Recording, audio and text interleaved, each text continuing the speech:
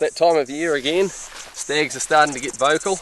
All the hunters out there are itching at the bit, busting to get into the hill.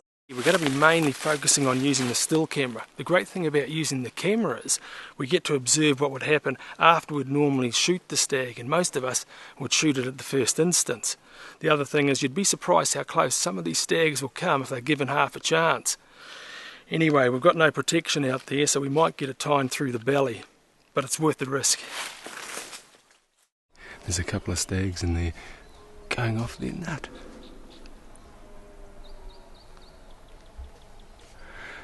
There's going to be a fight soon. There will be blood.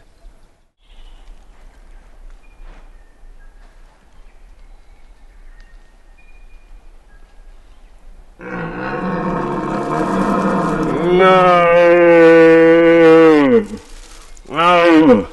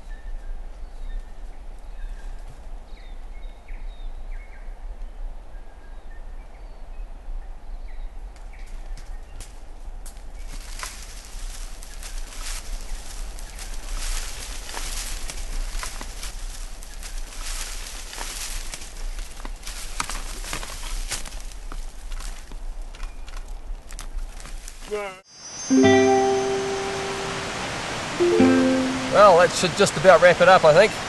Been a few days of rain and we thought, oh, what should we do in the meantime while we're waiting?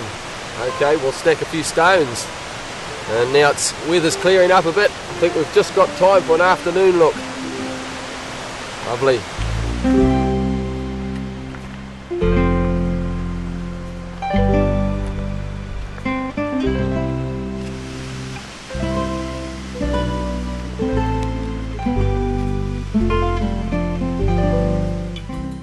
One of the most important things during the roar is to get some sound out there. Now a lot of guys will just use their hands and that can work really well. But for us personally, we like to get a bit more volume. We like to really reach out. So you've got one option here. Now this is a cheaper version, and that's the ordinary granola bottle. You get it at your local supermarket for $1.50, $2, and cut the end off, empty the solution out, and clean it out, and away you go. And that gives a bit more volume there. But another option, of course, is the cow horn. Now, the only problem with these is they can be a bit hard to get hold of. This one here is very old. It's like 40 years old or something. It was father's years ago.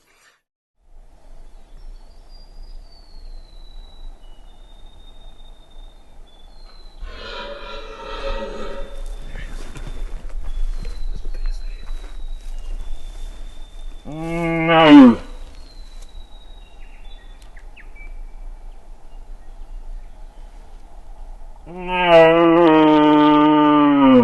When roaring a stag in, the biggest obstacle is the wind, always the wind. Even on the calmest day it can turn on you, rendering a hard day's stalking shattered in a split second.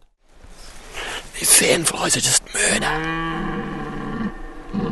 I can see him. I can see his antlers.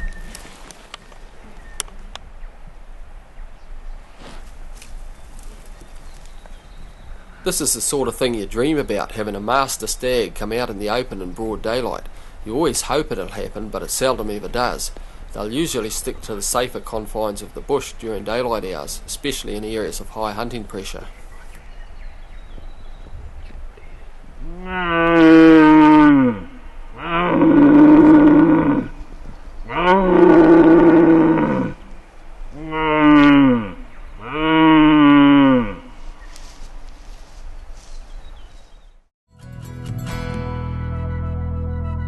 There's been a lot of different methods used for carrying out deer over the years. We've always preferred to use a homemade steel pack frame.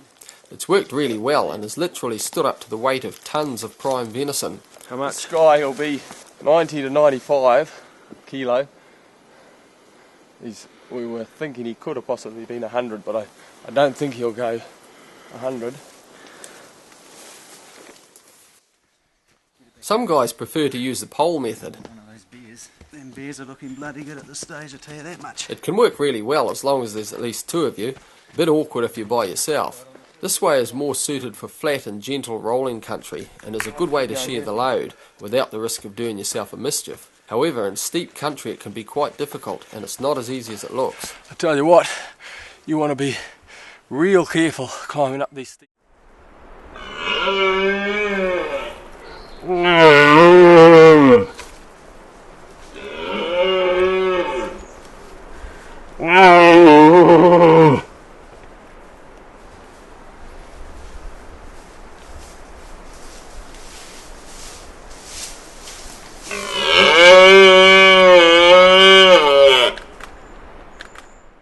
Often this swampy, wet westland country means deep, slow-moving creeks as well.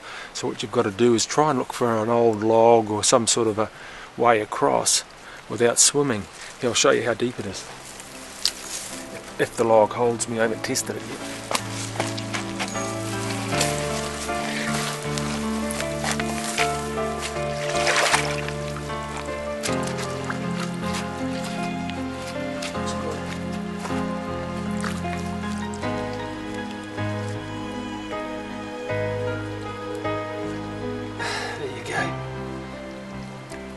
So she's that deep. She's up to there over my head. Always look for the log. No!